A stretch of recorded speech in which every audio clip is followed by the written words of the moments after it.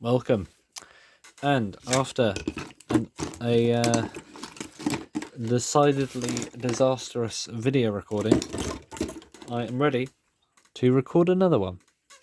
Now, what am I going to record? Well, I feel... What is that creaking? Is this sellotape? That's weird. How can a bottle of sellotape? How does that work? How can a roll of sellotape make squeaking noises? Well, that one is, and I don't know how it's doing it. I feel it's rubbing up against something else. I don't know what that is. Weird. Nothing's moving except that. That is strange. Anyway, that sets the mood for today's video. Strange. And also bread, because it is, of course, the electric bread. Alright. I'd like to zoom out on this a little bit, because it's a big thing. Now, I wasn't going to record this video today. Well, I actually was. I was hoping to record some more videos today, and in particular one about this timer clock. However, it is getting late, and I've just destroyed a clock dial by putting some pliers through it. Don't worry, it's not any of these, and I have tried to repair it, not very well. You may or may not see the consequences of that. But yeah, why did I just say that? That is not a good reputation fuel, is it? Anyway, let's carry on with this. So, this appears to be made out of aluminium. I don't know what it was made of from the pictures, but as I said in a previous video, it is especially not what I thought it was in the pictures. Yeah, it is indeed bread, with a nice generous crust as well. Yeah, today's video is just going to see what's inside this thing, because I mean, I've ordered this thing and it had been here, and I haven't been able to look inside it because I've been away, and now I've finally got the chance. So I'm honestly quite excited, because this is one of the more obscure ones, like the Timlek. Yeah, no idea what's going on inside here. Can't find any images of the movements of these APL clocks. And yeah, that. If you want a bit more information on what I know about this stuff already, then I recommend watching my video about, I don't know, I haven't released it yet. It'll probably be an up-to-date video or something. And to make it clear, I might put a picture of this in the thumbnail. How about that? Now, how to get this thing apart? That's the question. Now, there's one screw up there. I'm thinking that takes the back off. And these legs probably come off as well. So, let's get a nice big screwdriver.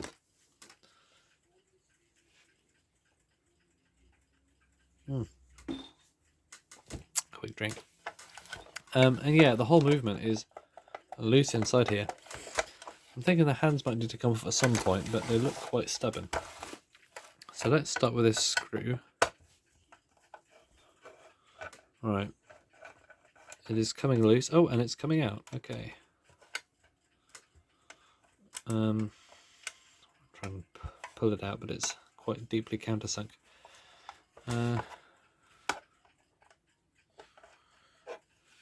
Well, the actual clock doesn't seem... Oh, okay, there we go. It was just stiff. Alright, that's a long screw.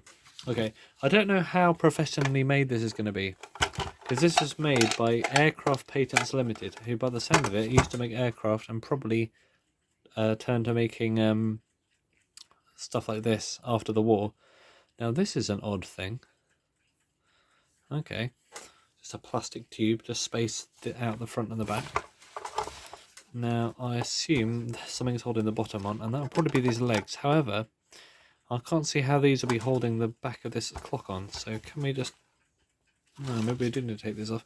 There's something going on inside this, holding this together, and I don't know what it is.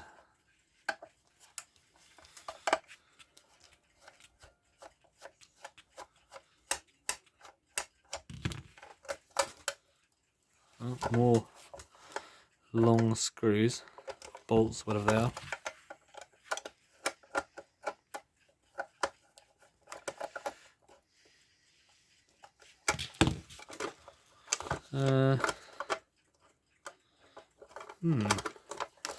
Alright, so we've got these legs which are in there. Do I just need to keep unscrewing it, maybe? Yeah, this does not feel like it's been put together that well. Alright, these are quite solid though. These are nice cast pieces of... I don't know what they are. They're too heavy to be aluminium. I don't know what they're made of. It's hard. I don't know. Some metal. And the other leg. We'll find out how this is held together. Oh, that was a weird noise. And the other one. Getting a different variety of screws and things in here. And, oh, okay. Well, that was holding the back on somehow. Now, are we ready? Because I am almost ready myself. Now, we know the movement is made of Tufnel, but we don't know much more than that. Wow, okay. Yeah, that is... I mean, it's quite bulky, I suppose. We've got this big alarm disc. Oh. Oh, okay, we got these... Oh, everything's coming out. Plates. Oh, this is what the feet must have screwed into. Okay. Right. Oh, what's this? Hang on a minute. This, I assume, is just held in with the springiness of the metal itself, but it says something on the inside. Can you see that? Printed on the inside of the case. I presume it's the name of the metal company. I wonder if we can work out what that was. Because it doesn't look like APL. Oh, it's coming out. This is very, like, made in a strange way. Okay, we have ALC, LA, Alclan, CO, Alco, Alcoclad, Alcoholclad, something like that. I don't know. Some kind of a... This is not steel, this is aluminium or something. Yeah, this whole thing's made out of softish metal. What do we think? Is there anything in the back? No, this has been pressed. Very interesting. This has been done in a jig or something. It's been sort of bent. Very, very strange stuff. Right. This is the first time I've come across a clock made in this way. Now, this is the alarm disc, and I know this knob unscrews because I've unscrewed it before by accident. Oh, there's a little nut under there. We'll come to take the nitty bits apart when we come to service it, but the coil does not look like it's exploded. The connections look safe enough to try out. I say we plug this thing in. Let's have a quick look at the actual workings of it. Wow, that is a lot of wheels. That is a lot of stuff. Usually, you'd either have a stack of wheels like this or a worm drive, but this is a stack of wheels, and it's the most I've ever seen in an electric clock. Wow. There's like 1, 2, 3, 4, 5, 6, 7, 8, 9, including the rotor. That is a lot of stacked up wheels just on those two little points. Very interesting. It just shows how much, you know, reduction power a worm drive actually has. So I think we probably may as well take the front off as well. I think this is quite nice as it is. Yeah, let's take these hands off, see if we can. And I'm going to be nice and safe about this. Safe for the clock, that is, not necessarily for myself. Now, what is the best way to do this? Because we're working with metal here. What did I use last time? That's the question. Some plastic stuff. I used this, didn't I? But this is too small for this dial. Let's try a little plastic piece, maybe, from something. Maybe from this Amazon card, which is actually paper.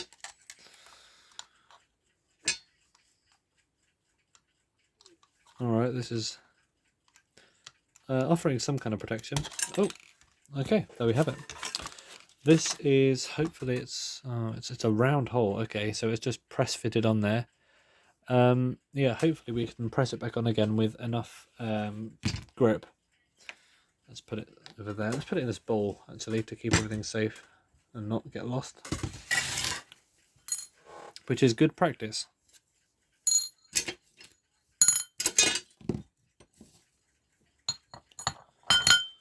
These legs are so heavy. Oh, that's good actually. It keeps the centre of mass down and stops it from falling over so easily. Which may have been a problem if it wasn't like that. Okay, and now we have this hour hand, which has a 3-lobed kind of thing going on. I don't know what I'm talking about, to be honest. I'm trying to lever it off one of those screws. There we go. Yeah, never seen quite like something quite like that before. This is definitely a company making a clock for the first time and probably not knowing exactly the common practices of things. This is all good, because if they make it work, that is a cool variance and diversity within the clock world. So why is this movement so loose? Wasn't that, or is it? I don't know. Yeah, it is kind of loose, isn't it? We'll find out in a second. I think it's behind this dial. It is probably aluminium on top of aluminium, I think. Okay, we have one small screw. And just below the centre, another one. Oh, something's moving around inside already.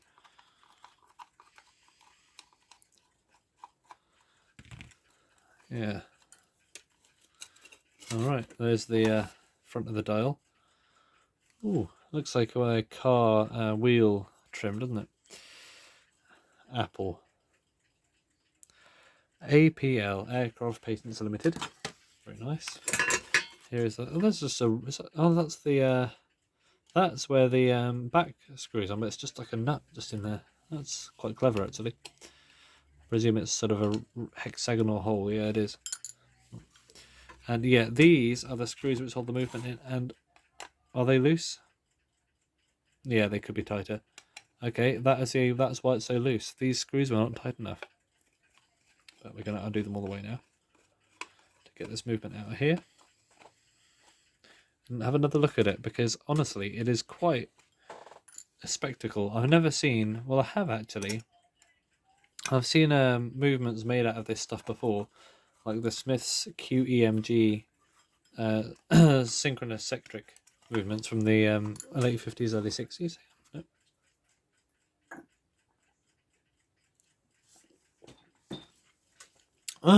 Oh, got a dry throat again.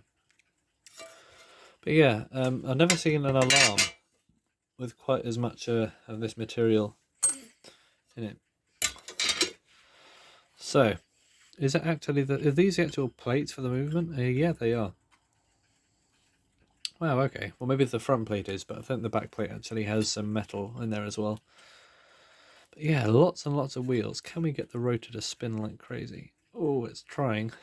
With a bit of, there we go. With a bit of lubrication and a service, which I will give this, I assume it could. This is the control for the alarm on and off. Very, very simple. It just keeps this buzzer away from contacting that. So, let's see how this alarm thing works actually. There's probably a cheese wheel type operation going on. I think it's that. I think that's that slot in there, and there must be a little finger on that wheel somewhere. Yeah, I see it. Okay, it's about to go into it now. Oh, it did, I think. We missed it actually. Probably quite vague. Is it in it yet? There we go. Now it's in. Yeah, that was quite slight. But yeah, it looks like the actual dial and stuff keeps this movement together even more. So I'll leave you here with this very interesting slight insight into an interesting movement. And hopefully next video, we can take it apart properly. And I've just noticed there's something scratched into it, which says 2-4 something. We'll clean that up later.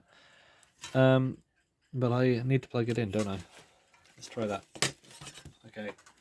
Make sure we do not die. Right, everyone, fingers crossed. Keep that metal out of the way.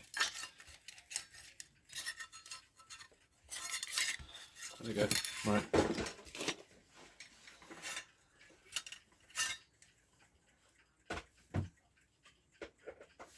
Okay. Okay, we're plugged in. Now, if I pick it up by the plastic, we should be okay. I can feel it being electric. Now, I need to see if this thing runs. And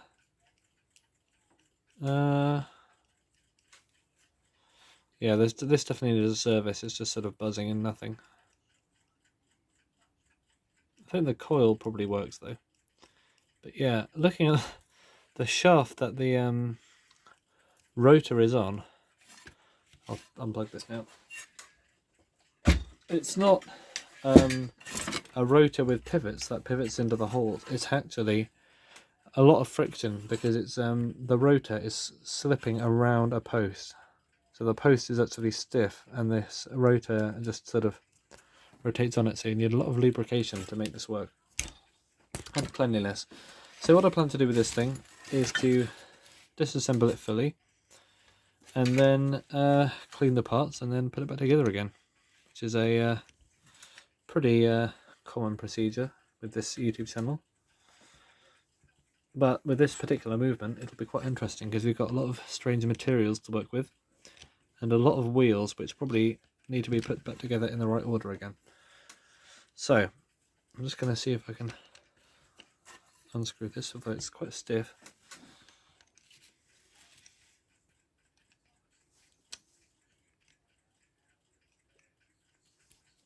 There